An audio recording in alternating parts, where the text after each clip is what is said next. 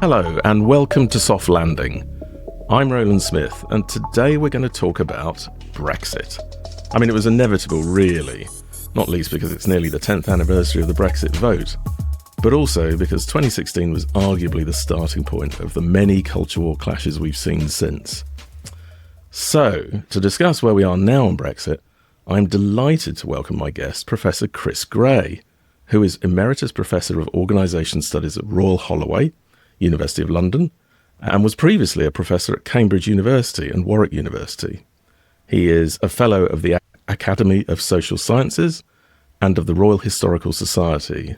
And since 2016, he has written what is now called the Brexit and Brexitism blog, and is also the author of the book Brexit Unfolded, the second edition of which was published by Byte back in 2023, and which I have to say is still a great read, bringing back lots of memories because I did have to go back and look at it in preparation for this. Anyway, hello, Chris. Hi, hello, Roland. Thanks for inviting me. Nice to talk to you. No problem at all. Yeah, really delighted to talk to you at long last. And first of all, congratulations on receiving your 12 millionth visit to your blog, I read this morning. Yeah, it happened yesterday. 12 million visitors since I launched it, which was a bit after the Brexit referendum. I think I launched it in September 2016, so it's sort of bit over 9.5 years, and yes, 12 million visitors, so a little milestone, wow. Which is great. And one thing which is interesting and potentially relevant to the conversation we're going to have is that the readership of that grew, and then it began to sort of fall off, I suppose, probably at the point when the transition period ended, and obviously various other things were going on, like COVID and so on. And the readership began to sort of dip. And I thought that was quite natural and quite to be expected, and that it would continue. But actually, interestingly, I would say that in the last year, perhaps, the readership has gone back up again to very much the levels that it was around the time that all the big sort of Brexit debates were in the news and so on, which maybe tells us something. Yeah. Well, people keep saying that there is renewed interest in it, perhaps because various people are getting more excited about rejoin. I mean, I did notice that, so for me, it used to be the Brexit and Beyond blog, and you have changed it, and I must admit, I hadn't even noticed until recently, to Brexit and Brexitism. Yeah. What can you tell us about that? Yeah. Well, I mean, originally the blog was just called the Brexit blog, and the reason for that was actually simply because at that time I wrote another blog, and this became a sort of spin-off of that. And so as opposed to being the main blog, it was the Brexit blog. And so it was that, and then it became called Brexit and Beyond, as you say. I think I changed that at the point when Britain left the EU, because it seemed, to make sense to be talking about going beyond. And in the sense that the shift to Brexit, the Brexitism, which I changed it to last September, which was the 9th anniversary of the blog, is a kind of a reflection of that previous change, in the sense that there seems to be a sense to me that obviously Brexit in its sort of literal sense of Britain leaving the EU is still an issue which is of salience, but it seems to me as if it's kind of morphed into other kinds of directions which aren't really captured by Brexit itself. And I suppose, the analogue of that perhaps is the way in which the UKIP party, which had been obviously kind of Raj's party, and then via the Brexit party morphed into being Reform. And I mean, UKIP still exists in a very truncated form. So we could think of UKIP as being a Brexiter party. It doesn't really make sense, for example, to think of Reform as being a Brexit or a Brexiter party. Well, yes, in one way, because I think that the sort of belief that Brexit was the right thing to do is a foundational belief within that. But clearly, to call it simply a Brexiter party no longer captures it. And so Brexitism is trying to capture that wider sense, which is actually quite difficult to pin down, of what exactly it is. And of course, you quite often hear people sort of say something like, oh, that's a very Brexity thing, and again, it captures that sort of same sense of it's something which is related to Brexit, but isn't Brexit. Is it just a set of beliefs that essentially, as you say, do relate back to Brexit? So the whole immigration thing, for example, and everything that flows from that. Yeah, I mean, in the same way as Brexit and the vote to Brexit, you can see very clearly that the patterning of people who voted for Brexit typically held a certain set of views around questions around sort of social liberalism and so on. I mean, I think I even saw something saying one of the best correlations is between people who believe that the death penalty should be reintroduced and voting leave. Obviously, that doesn't mean that most people who voted leave think that the death penalty should be introduced, but it means that most people who think the death penalty should be reintroduced voted to leave. Right? So in that sense, Brexit, in this literal sense of leaving the EU, is a kind of a confluence of a set of other ideas and other beliefs and other policy positions. And in one sense, you could just quite straightforwardly call this populism in the way that we would, and it obviously is a form of populism. But I think that it has a particular specificity, and that specificity this sounds a rather trite observation, but I don't think that it is. The specificity is to do with the fact that Brexit did happen uniquely, by definition, uniquely in Britain. And I think that the significance of that, well, there are various aspects, but the core significance of that is that for populists, there is a kind of a bedrock belief that they speak for the silent majority. I mean, the very notion of populism, in my understanding of the term, is that, because people sometimes say, well, of course politics is about being popular, but the populist proposition isn't about popularity per se. It's about the idea that there is a single people with a potentially single will. And in that sense, it's a kind of in contrast to a pluralist view of politics and of society. So this sort of bedrock belief is we speak for the silent majority. It's the silent majority. And of course, this is rarely put to the test. But you could say that the Brexit vote was the moment when, from a populist point of view, this was put to the test. It was a single question asked to, the entire population, or the entire voting population. And everybody said, no, people will never vote for it, Leave are bound to win. And here we are, they won. And so I think that for those people, it was a kind of proof of concept. We truly do speak. And just as the establishment and the elite kind of, poo-pooed Brexit and said it would never happen, so in the same way, all the other parts of our policy agenda are in fact, expressions of the will of the people. This phrase, which became ubiquitous during the Brexit process, which had really not been, I would say, part of the lexicon of British politics very much beforehand. And so that delineates sort of Brexitism somewhat from populism in its more general or more generic sense. But I think the other really important thing, and we're seeing this playing out right now in current political debates, is that it wasn't just that sort of populists took this to be sort of proof of concept of speaking for the silent majority, but the people on the left and in the Labour Party were, I think, completely wrong-footed by this, in the sense that they felt that it was almost sort of like in the sort of the DNA of the Labour Party, that it was it which spoke for ordinary people, and in particular, it spoke for sort of ordinary working class people. And so a lot of the difficulties I think that Labour have faced ever since the referendum, really, in relation to Brexit. I mean, obviously, one version of it is the issue of those sort of traditional Labour voters in sort of industrial or post-industrial areas of the Midlands and the North, who were traditional Labour voters who voted to leave. And almost all of kind of Labour strategising since then has been around those voters. Okay? But I think that beyond the numerics of that, there's something I think very kind of important in the kind of political psychology of, and again, it's the Labour Party in particular, because the Labour Party has always was founded on the basis of speaking for working class people. And it's this kind of idea that, so that somewhere deep down, there's this sort of feeling of, gosh, the populists are right, and we should be speaking for these people. And that is sort of bound up with a more kind of complicated and bigger set of issues for Labour about the fact that I think that there's the kind of a political psychology there which wants to say, well, the real working class is the manual, to a large extent male perhaps, but certainly sort of manual industrial working class, which of course, as a part of the population, has been declining anyway. I mean, nothing to do with Brexit. And so, but there's this sort of idea that those are the real working class people, not, say, an ethnic minority graduate who works for the council in East London, something like that, right? But if we think of what is the new Labour core base, but actually it is, or potentially could be, urban graduate. Graduate is not really anymore a synonym for middle-class privilege, I guess.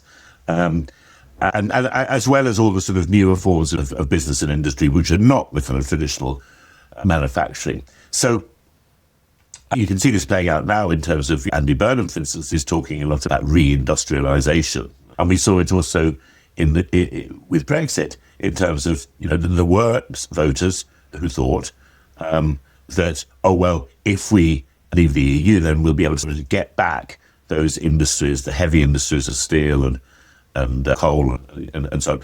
And I guess also with it, the communities that went with it. So is it therefore a nostalgic impulse? So it's a nostalgic that's going on here. I really think that's crucial, and I think you've written about this. Yeah, I have. It's the good old days.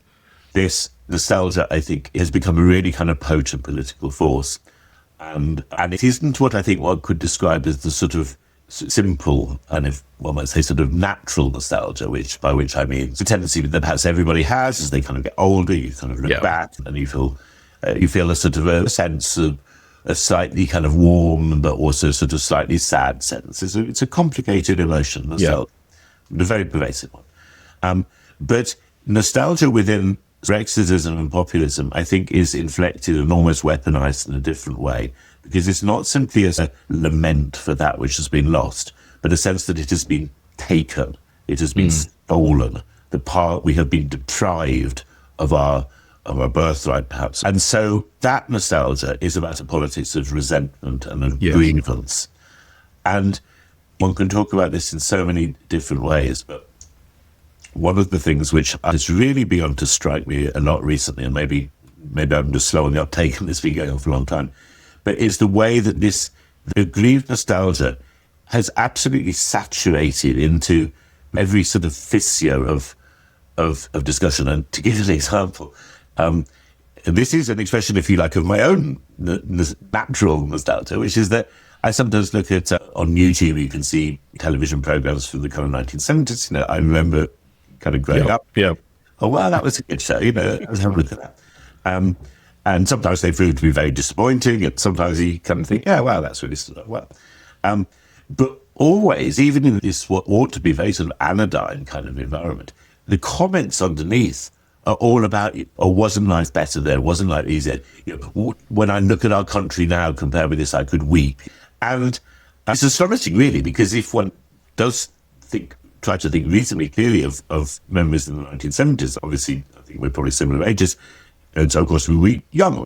And I think most people who were adult at that time, regarded it as a time of crisis, a total problem, all of this kind of thing. So there's that. And, of course, embedded within that is a very racialized nostalgia.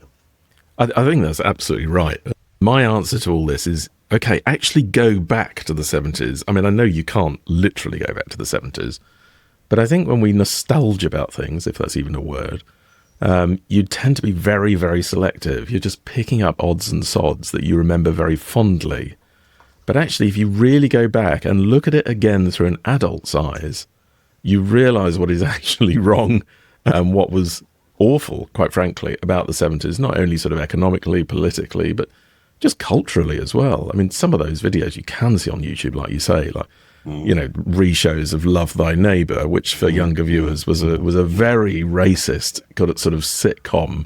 And there was plenty of that going on, and really, like, blatantly so. And I must admit, thinking about you, just going back also to the silent majority point, the person or the character that popped into my head when you were saying it, and I think it's a great point, actually, which I've not really thought about. The person that popped into my head was Alf Garnett. Now, again, for younger listeners, Alf Garnett was a character in a show called Till Death Us Do Part, who was, again, incredibly racist. And, I mean, the writers said subsequently that he was a figure of ridicule, actually. They weren't thinking of him as a great man or anything, but I think he thought himself as being part of this silent majority of which you speak. Yeah. The only other point I would make is I'm really attracted to the silent majority idea, actually, because I've only ever thought of populism as being emotive button pressing, and nostalgia is part of that. It's a very easy emotional button to push because, as you say, it sort of pervades all of us. and it can be got to by bad actors, whatever, and exploited. But no, I like that idea of silent majority. I mean, and of course it has a long history as a kind of a usage. There's so many things I know to say about this, but I think one aspect of it is that, which is a rather historically unusual one. So this is really sort of stepping back and taking a very kind of long view, perhaps. But of course, the stanza that we're talking about is probably primarily amongst older people. That would be the obvious kind of thing to say. And of course, that reflects the demographic of the vote to leave and the demographic of the support for reform to a large extent. And one can see it as being a reaction, and certainly, people are on the traditional left. And actually, it's interesting that Andy Burnham is talking in these terms as well. Would characterize that in terms of the last sort of 40 years of kind of neoliberalism. I think for many of us, that's a rather kind of tricksy term. And that sort of process of deindustrialization. In terms of a kind of a long view of that, like quite a lot of people, I've got into doing my family tree in recent times. And it's much easier now because all the stuff is online and so on. And probably like a lot of people in this country, when I kind of go back in the 19th century, what I kind of see is that they're all of my ancestors and all of the kind of branches of the family are basically kind of agricultural labourers of one sort or another, right? Yeah. And then, well, in the case of my family, probably relatively late in the 19th century, because it happened earlier for a lot of people, they moved really in quite a short period of time. They moved from being agricultural labourers to being something else. In my case, it's not so much them going to factories as that they go maybe to work on the railways, or they become kind of, I guess you might call kind of artisans, kind of carpenters, bricklayers, that kind of thing. And of course, they moved to towns and cities. Whereas before, for generations and generations, they've just been in a cluster of small villages with no sort of geographical or occupational movement at all. And so you think of those people, and some, of course, I guess, couldn't really adapt to that, and they did stay in the kind of the countryside, I think, in very, very considerable poverty. And one could imagine some of those people feeling excited about the changes and so on, but a lot of them, if they wouldn't have put it in those terms, perhaps because there wasn't the same franchise, but might say, we never voted for this, or nobody ever asked us this and so on. But the difference is that, well, firstly, that those people, well, certainly the women didn't have a vote, and actually a lot of the men didn't either. But secondly, the difference is that they didn't live. I mean, life expectancy was just much shorter. Yes. The situation now is even if we were to regard this political nostalgia as being bound up with the changes of currently sort of deindustrialization, or in the case of my ancestors, de-agrarianization, or however the word is. But the difference now is that those people, that they stay alive with their grievance. Yes. And they can vote, and they do vote. They actually vote disproportionately compared with younger people. Okay. Yes. And by the way, these people, unlike my ancestors, are not necessarily terribly poor. I mean, they may not think of themselves as being rich, but this is not, I think, primarily the underclass. And if you think of the original Red Wall analysis, I mean, it's become rather used in a very lax way now, but the original analysis was people who lived in traditional Labour seats and who habitually voted Labour for effectively kind of cultural reasons, but who, according to the Red Wall analysis, were people who, in some kind of objective economic sense, ought, in inverted commas, to vote Tory. They owned their own homes, so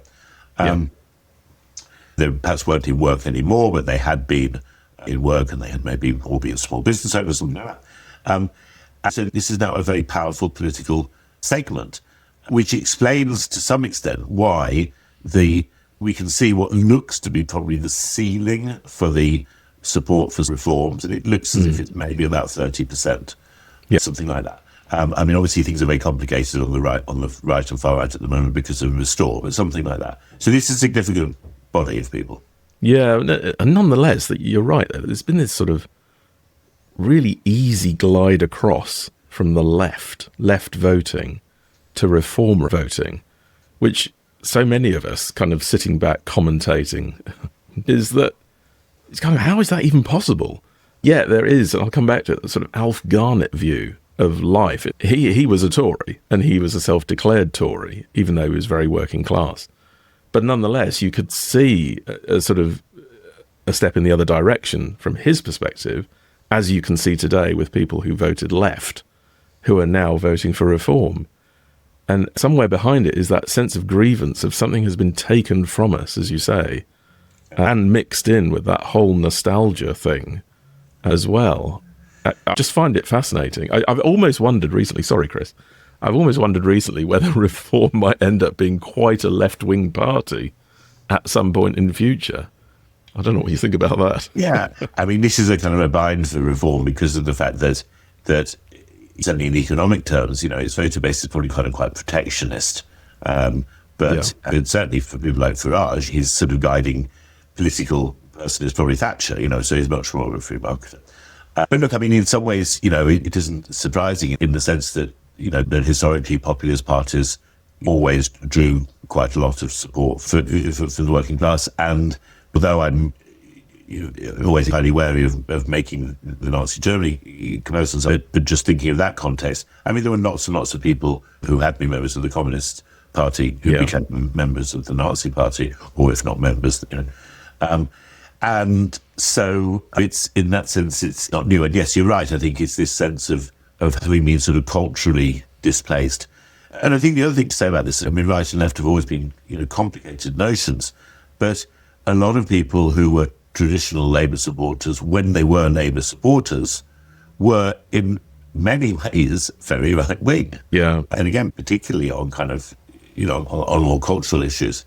And in that sense, to be safe for the Labour Party, I mean, it was always, ever since its inception, sort of struggled with this kind of tension between representation of the working class and the much more sort of middle-class Fabian kind of vibe. Sort of, very good word, I couldn't think of the right one. I mean, the great Labour Prime Minister, Kevin Attlee, was not some kind of horny-handed son of the toil, right? So it's always been a kind of a complex coalition, just as there have always been, as in to House Garnet, there have always been working-class Tories. Yeah.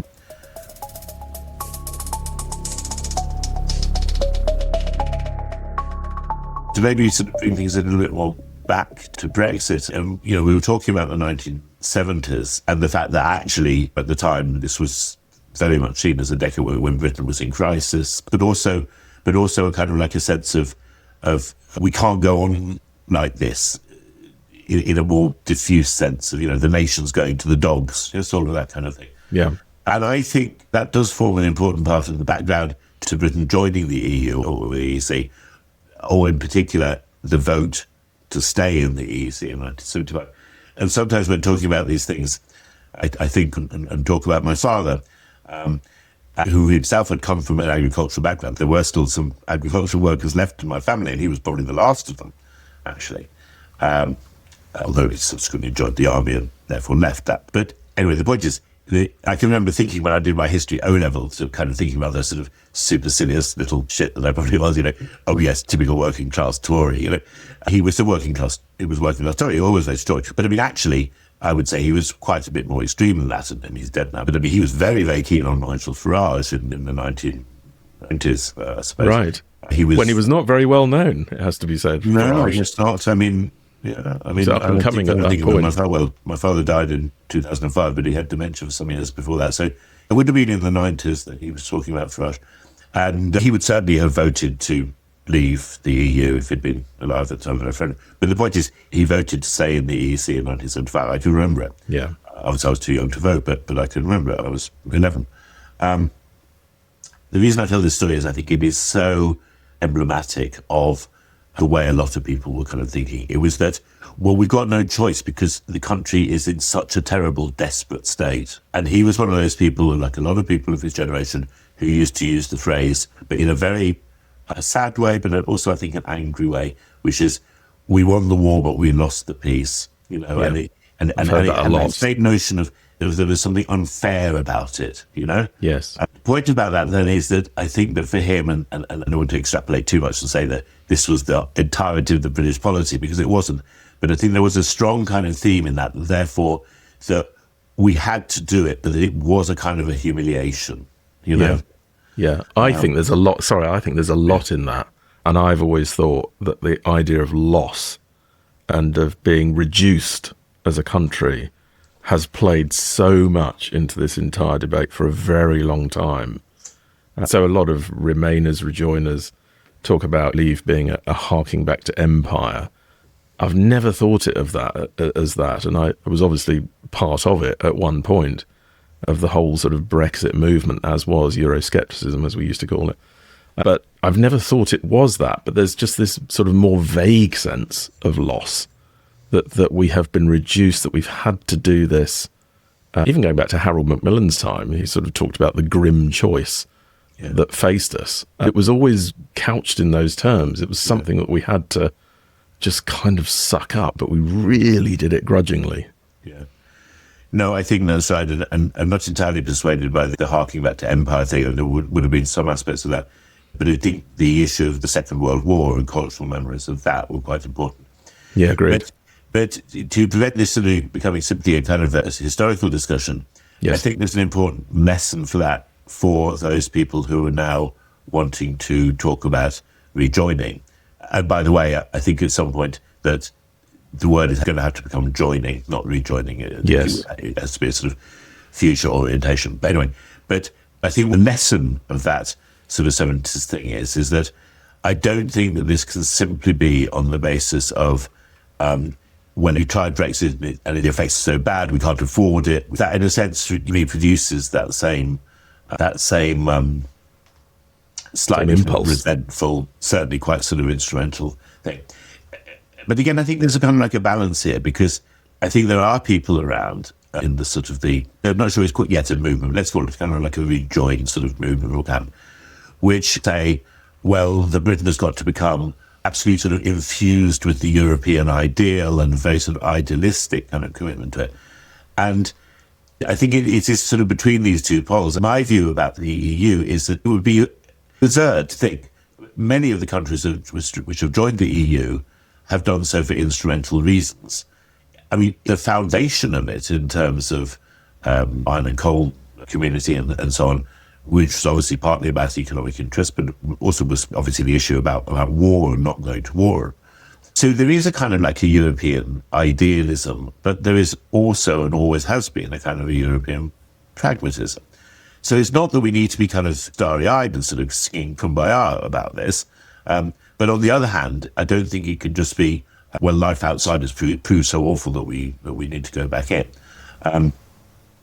So I think that is one of the lessons of the 70s. But then in a more urgent issue, in my mind, and it does go back to this thing about nostalgia and reform and all of these kinds of things, is, I mean, the fundamental problem here with the sort of the nostalgic thing and the grievance politics is that it could never be satisfied, right? Yeah. I mean, obviously in a literal sense, because you can't go back, but also because of the fact that if any grievance is addressed, then it is immediately supplanted by a new grievance or not seen to be good enough. And the current immigration situation is quite a good example, because firstly, net migration levels have fallen very substantially, as we know. The public don't necessarily recognise that or know that. But secondly, amongst the people on the right who do, what they say is, yes, but this is because good, productive British people are being alienated by Starmerism and they're leaving, so actually it's a bad thing. So these grievances can never really be delivered upon. But I think the deeper issue here, which I have no idea what the solution to it is, but I feel as if a lot of this kind of grievance politics, it's not grievance that wants to be redressed, it's grievance that wants to luxuriate in grievance. Oh, yes. So I love that phrase. That's absolutely spot on. But if it's right, then it completely disrupts any normal rational understanding of politics or policy making. You would say, okay, people have needs or demands or whatever they are, and we design policies to try to meet them, and if we do, they'll re-elect us. But how can you satisfy the desire of someone whose desire is to be unsatisfied or to be dissatisfied? Yeah. And this directly bears on the issue of the future of Britain's relationship with the EU, because for so long as, I mean, we talked before about the idea that reform maybe has a sort of 30% ceiling. Conceivably, that's just about enough within a first-past-the-post system for reform to form a government, or at least to be a very significant, or perhaps to be a coalition or something like that. That obviously means that there's a real limit to what it would be realistic to expect the EU to agree to, given the fact that it may be reversed. And we can see already that the EU, apparently, we don't know for sure yet, putting in so-called Farage clauses into the reset, so that if a future British government did back out of them, then there would be some redress. And again, so to go back to the original thing about, so why move to the focus on Brexitism? Well, I think because the future of what happens in relation to Brexit or in relation to the EU-UK relationship is inextricably now bound up with the domestic politics around reform. But very much that sense of grievance driving through everything. I mean, I think that is so spot on, because really looking back at Brexit, it was so driven by what we are against. And that obviously came out in the aftermath of the Brexit vote, in that Brexiteers just didn't have a clue, really, with some exceptions, what to do and how to do it. And it turns out they didn't actually understand the object of their ire, namely the EU. And they didn't understand trade, and they didn't understand free trade or customs unions or pretty much anything, which is why we've ended up in the mess we are. And it still continues, I think, to this day. It's not about understanding how to fix. And I think it is, again, born from a sense of loss, that we are aggrieved because we have lost something. And even if we examine, well, what is it that you've lost? As you say, I think you can't actually redress that because so much of it is rooted in the past, which I'm afraid has gone. Yes, I think that's right. And the other thing about it is that it is very much a kind of like a politics of mood, which is one of the reasons why it's quite hard to sort of pin down. And so, I mean, looking ahead, potentially what one could envisage is a situation where the new and dominant nostalgia becomes and loss becomes a sense of nostalgia and loss in relation to leaving the EU. It's a kind of cohort of. I mean, I think about that in different ways, because I know there are people in sort of anti-Brexit people, whether they rejoin us or whatever they are, but anti-Brexit people who kind of think, well, as things work through, and younger people will be more pro-EU. I'm not sure that's necessarily going to be true in terms of, I mean, yes, I think we can envisage that people who are, say, in their teens and their 20s at the time of the Brexit referendum, that they will work through into a cohort to whom, for many anyway, it's axiomatic that Brexit was a mistake and might feel that nostalgia and so on. I don't think we can necessarily assume that the people who were, say, under 10 at the time of the referendum, and the people who weren't even born, as they become political actors in future decades, will they necessarily see the EU in that way? Well, some of that depends on what happens to the EU itself, of course, and what happens to the wider world. I could envisage a situation of thinking, oh, wow, that EU, that's very dated regional kind of stuff. We're really in the terrain now of world governments to deal with climate change, something like that. It sounds maybe slightly kind of absurd now, but one has to recognise that the political conversation now would have seemed absurd 50 years ago, and that of 50 years ago would have seemed absurd 50 years before that. That's just the nature of human existence. And the one thing I would say about young people is that it's very much a British thing that young people are going to come along and save us because they're all going to be so fabulously pro-EU. In other contexts in Europe, you have it that young people are actually more sceptical of the EU because of what I would term as sort of more traditional young person's standpoint, is that we're against government, we're against authority, and we're going to get on the streets and take our placards out. And it's kind of, well, why doesn't that apply in Britain? Why is that not going to come back in future as this distant body that is making rules for us? But I suppose the difference would be that if you're a young person in an EU country, then the EU is the status quo which you might kick against. But if you are in Britain and you're not in the EU, then the status quo you might kick against is independence in inverted commas. Yes. Yeah. Although I would say it was always said while we were in the EU as well. Particularly like figures like Ted Heath is like, the young people are going to get out and save us. I'm talking here about sort of late 80s, 90s when I started getting involved in this stuff. Yeah, but I mean, don't you think that Heath was proved right about that? I mean, a lot of the people who ended up voting to leave in 2016, probably were people like my father who would vote yes in 20. Yeah. Oh, yes, he was. But even then, sort of on the continent, you would find, I'm trying to think now desperately, I think it was possibly France and Le Pen and all of that. that the young were kind of gravitating more towards that, and that was just unthinkable in this country or an equivalent in this country. Yeah. So I suppose I'm just saying I'm a bit with you. I don't think it follows that the young are just going to come along and save us all and get us back into the EU, not least because people do get older, their perspective changes. And that's been going on for as long as I've been alive. Yeah, no, I think that's right. But what's interesting now, well, there are many interesting things. Everything is interesting. One of the things is interesting because, as you say, that one of the issues with Brexit was that there was no particular plan for it, or there was certainly no single plan for it amongst its advocates, which was its, probably one of its biggest problems. And also, therefore, it follows from that almost, sort of test, has it succeeded or has it failed? And of course, the interesting thing about Brexitism is that its very failure reinforces the analysis of Brexitism. So a lot of people got very excited when Nigel Farage said, Brexit has been a failure. See, even he admits it. But of course, what he meant was the usual thing, it was being betrayed, it hasn't been done properly, all of those kinds of things. And why has it not been done properly? Well, because of the way that the political elite and the establishment kind of derailed it. And therefore, its very failure proves the analysis that led us to it. Yes, which is the... Anyway, but in terms of there being a sort of test for has it succeeded or not, David Frost, the former minister or chief negotiator, or various titles he had, David Frost, I think in an interview I think it was in 2022. Yes. And he says, the thing, I may not have the exact words right, but he said something like, and he's asked the question, what would be a sort of test of whether it's failed or whether it's succeeded or something, and he says, well, a test of whether it's succeeded is whether in 5 or 6 years' time we're still talking in the same terms. Yes.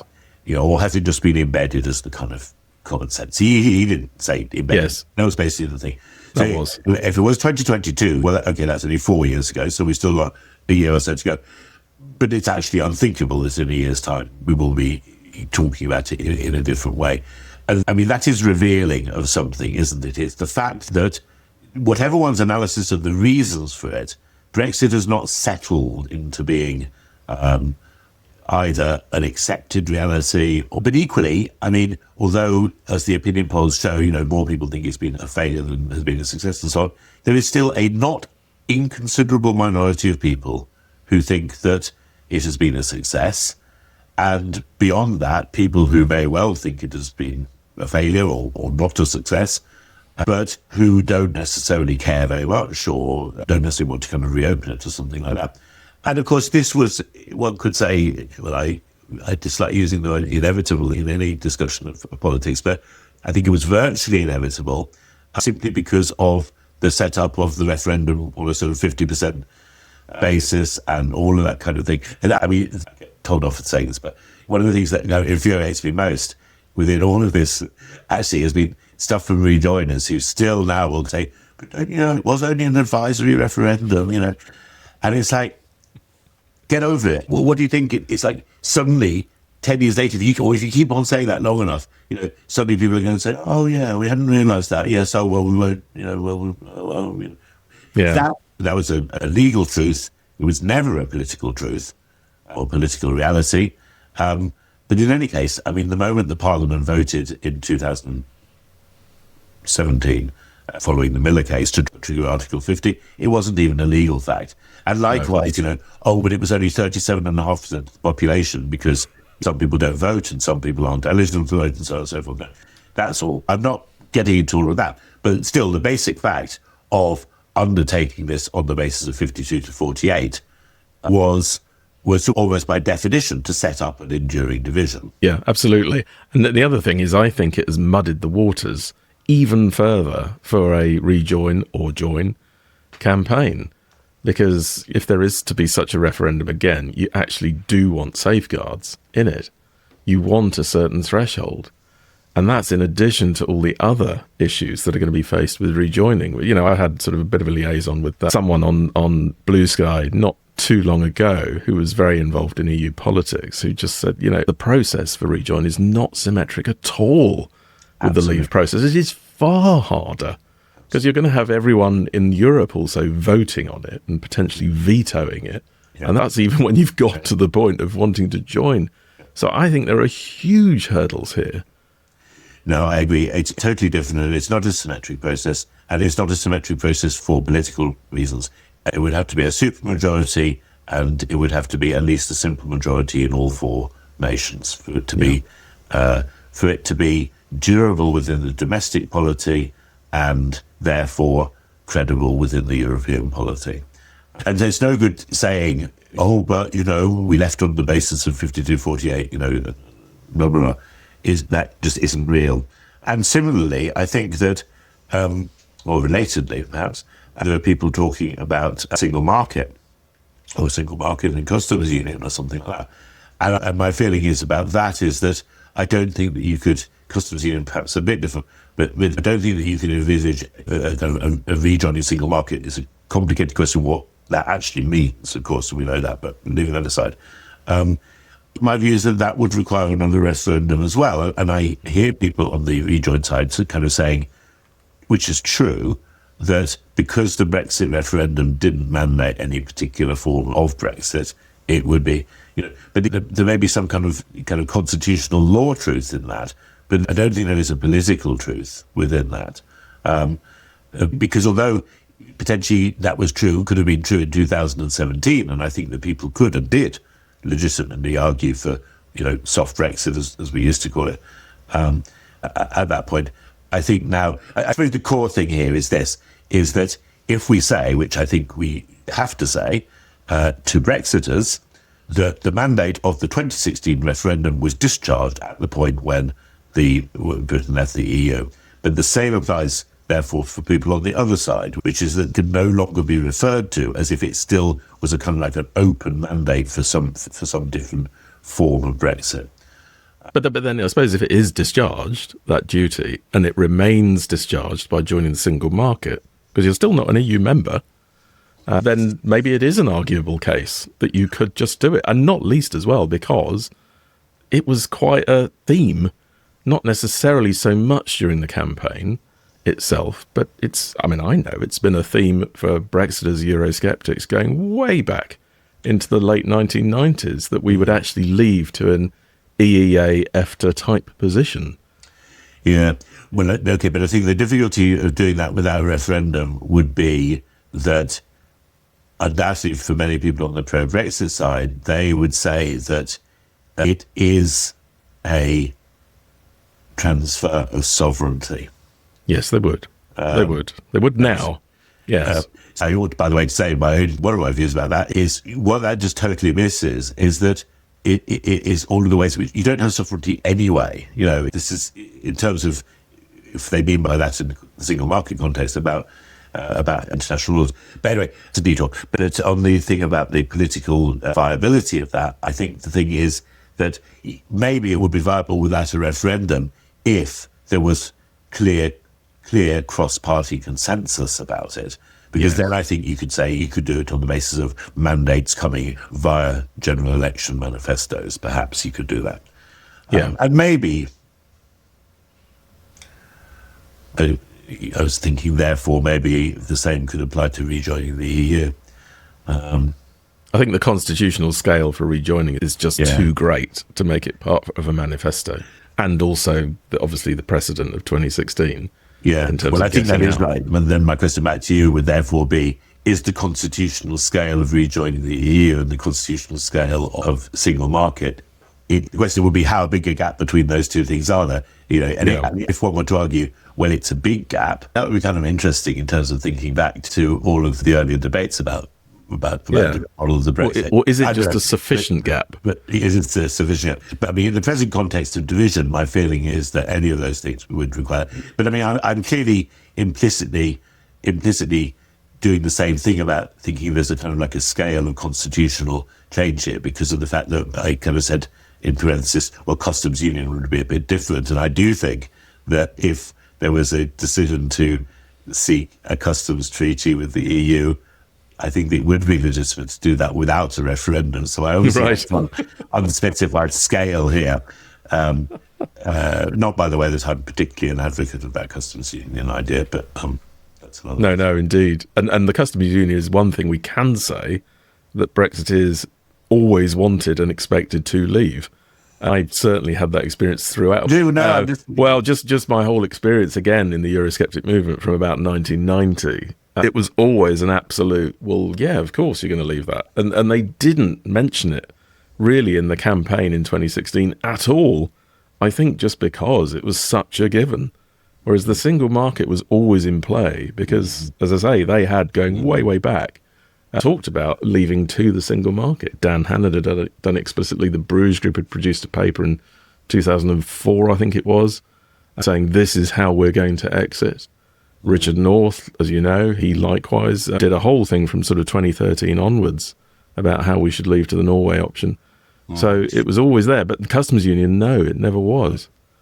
Okay, no, that's interesting. But I mean, on the other hand, in terms of how the referendum campaign was conducted, there was relatively little emphasis put on the idea of, oh, hey, we'll be free to do our own trade deals. That was mentioned, but the emphasis was much more on freedom of movement. So in that sense, single market was that obviously, I mean, without wanting to rehash all that kind of painful history, which I'm sure is a painful view as it is for me in a different way. But the reality is that even though vote leave was run separately to the Farage campaign, yes, the kind of liberal leavers, soft Brexiters, were never going to get that, or that, I think they only got it over the line, and they must have known they were only going to get it over the line with the freedom of movement argument. So, no, that's true. Again, that's it true. was kind of set up in a way that was going to be deeply problematic. I mean, the infuriating thing I think now about the freedom of movement, I mean, there's so much one could say about all of this anyway, but is the conditions that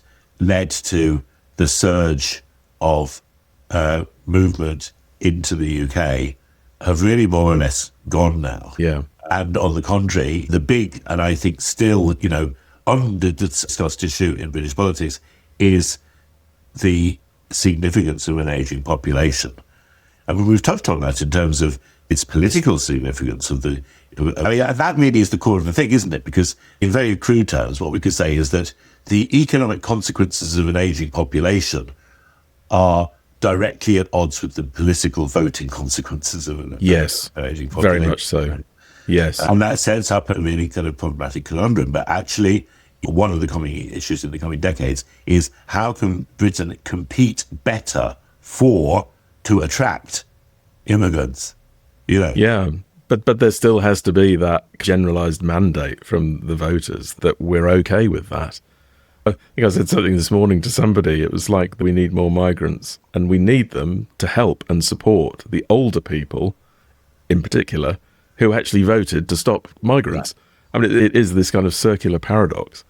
And I don't know how you break through it, unfortunately. No, and of course, makes it, did this in this particular kind of way, which is, I mean, one has to be very careful here because it's very easy to slip into an acceptance of a certain kind of, quite racist dialogue around this as well. But this idea that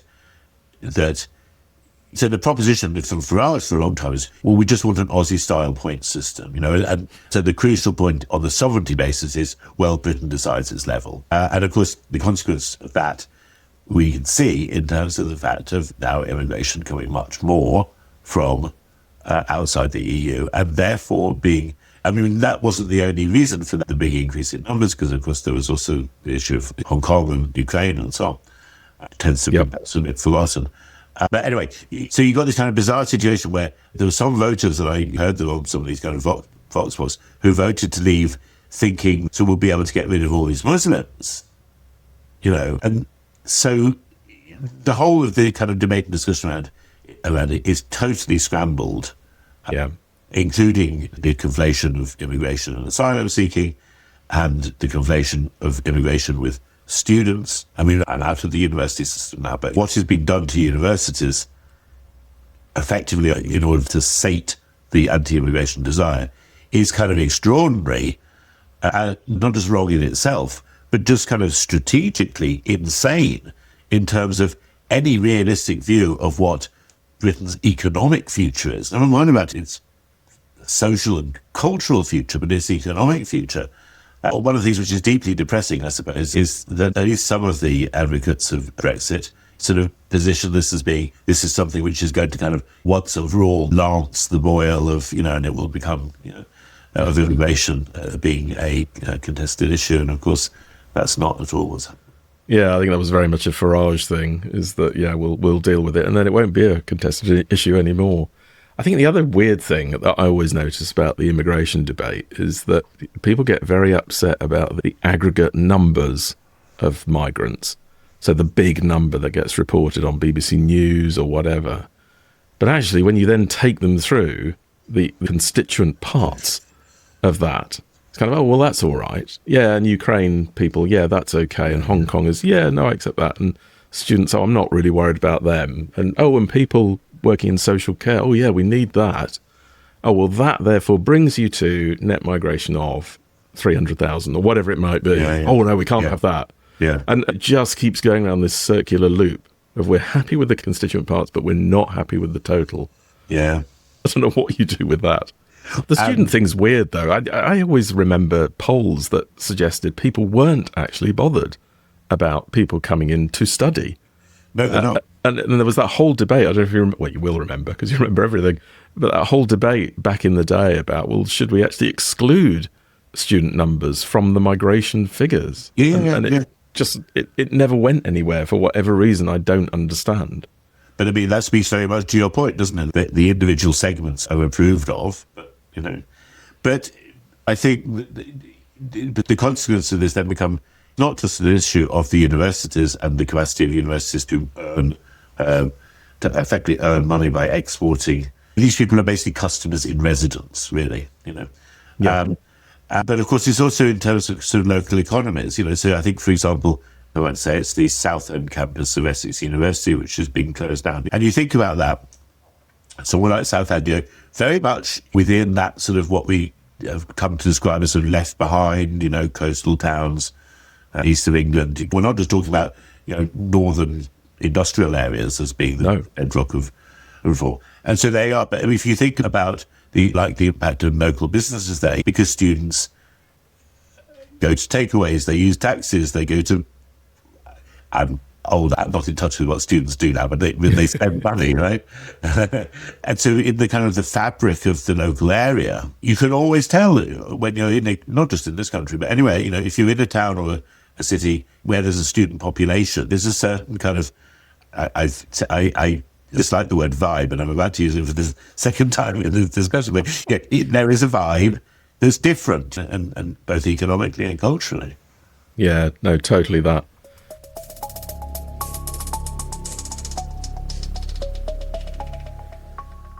So I guess we can conclude we're still in a mess. That's what it sounds like, with all sorts of paradoxes and perverse positions, and we're kind of stuck. And one thing, there's a couple of things I want to ask you about, and that is, first of all, we're in this mess despite a number of Brexiters saying at the time nothing will really change when we leave. That's number one. And the other one is, I think you've written in your blog that Andy Burnham, should he become Prime Minister, should he even win Makerfield, let's be honest, but should he become Prime Minister, those red lines that Starmer has set down will probably stay, even at the next election, which I thought was interesting. Any thoughts on any of that? Yeah. The change thing was interesting, and I think that's right, this sort of idea, well, everything will change, but nothing will change. And that manifested itself in lots of ways. So I would just pick one small example, which was, at one stage after the vote, David Davis, who was then the Brexit secretary, was kind of saying, well, we should still be able to keep the European Medical Agency and the European Finance Agency, what it was called now, which at that time were both headquartered in London, which was very much in that kind of frame. But I think at the more sort of sophisticated end, if we want to call it that, is there was this kind of idea that, which you got from people like Liam Fox, which was sort of saying, well, our regulations are all already aligned, and so everything will just kind of go on without any adjustments. Is this the easiest deal in history? Yeah. The easiest deal. Yeah. But then the proposition was, so that's what ought to happen, and if it doesn't, then that's because the EU is being unreasonable, or is punishing us, or is putting politics ahead of its... the number of times people said the EU is bound to do this, the EU is bound to do that. So, I mean, the freedom of movement thing, I think, is interesting as well, because I can remember at the time in terms of people saying, but what about British people wanting to go to sort of maybe retire or to work in Europe to study or something? And I can remember kind of it being said, what are you talking about? British people have always been able to do that. You've always had people who retired to France long before we were a member of the EU. And of course, it's true. It's just that it became much easier. So there seemed to be this idea is, well, we've got to end freedom of movement because it will make a decisive difference. Decisive change. We won't have all these people coming here. But what about you? Oh, it won't make any difference for us. Yeah. Isn't that just cakeism, though, again? I suppose it's cakeism, yeah. I mean, I was slightly resistant because I think it's become a bit overused and maybe sometimes misused. But yes, I mean, it has that character.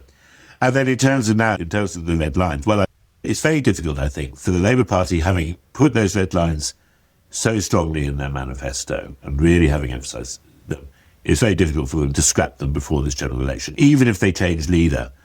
And I think if they changed leader and wanted to change those red lines before the next election, then the demand for a general election would become quite strong. And this really goes back to the conversation we had before about, because the implication of taking away those red lines is seeking to negotiate single market in particular. And so, having said that, I think there should be a referendum. So that would be one possibility. But if you're not going to have a referendum and you're not going to have a general election, and you've got a government which is still elected on the basis of something pretty focused, I think that's going to be potentially a problem. And to me, what matters here is that what needs to be found is a durable solution. It's not just a matter of somehow scrabbling to get single market or something over the line. That isn't good enough, and I'm sure it won't be good enough from an EU perspective.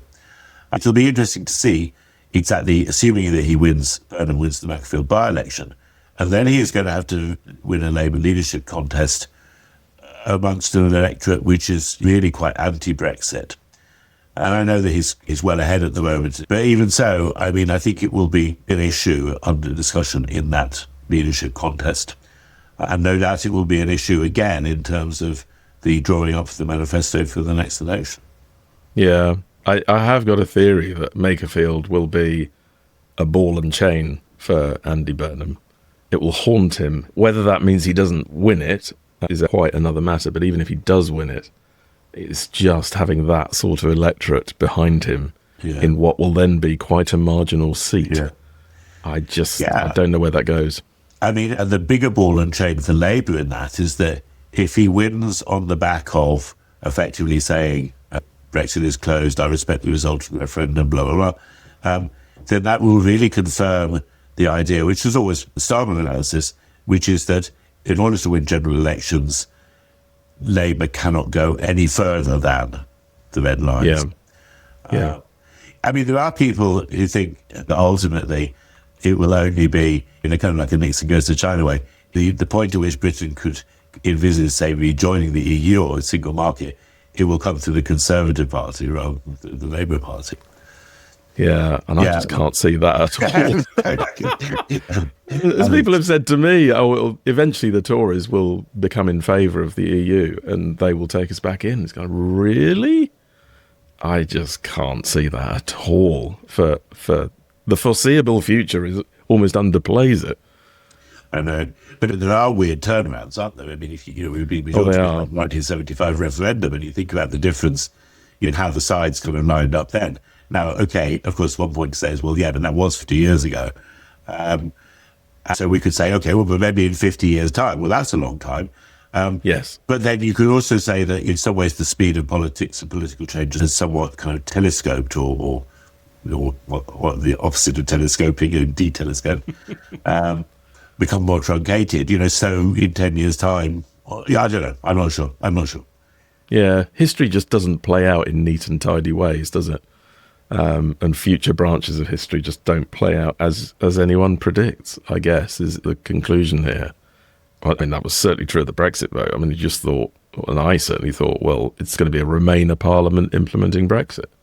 So, of course, they're not going to do anything stupid. And yet, here we are. Yeah, but that also works, I think, for people on the other side, because, and I certainly took a lot of flack from Brexit people for the fact that I always kind of said, look, this idea that what Brexit means is kind of total deregulation, Singapore on Thames, employment rights being ripped up, and all of those kinds of things.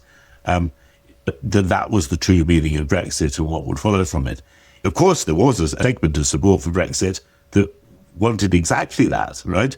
And still does. But any attempt to capture a single logic for Brexit, whether that comes from people who are in favour of it or people who are opposed to it, is inherently doomed, I think. Yeah. But that's it. It should be inherently doomed. It was such a broad coalition, the Leave coalition, and yet it carried the day and it carried through, and we did exit on hard terms, I think it's fair to say. Yeah. So it has kind of held together, and so it continues into all sorts of different areas, hence Brexitism. Yeah, absolutely. Yeah. Anyway, look, that's probably a suitable point to wrap this up. It really has been an absolute pleasure. Totally depressed. Well, I think that just comes with the territory, doesn't it? This territory particularly. It's like, how is it going to work out eventually? I just do not know. I mean, I'd love to be able to say, because this is something I'm always trying to look for, is kind of what are the landing zones between the two warring sides? How could we find agreement? And I'm still not really sure that there is a reasonable landing zone.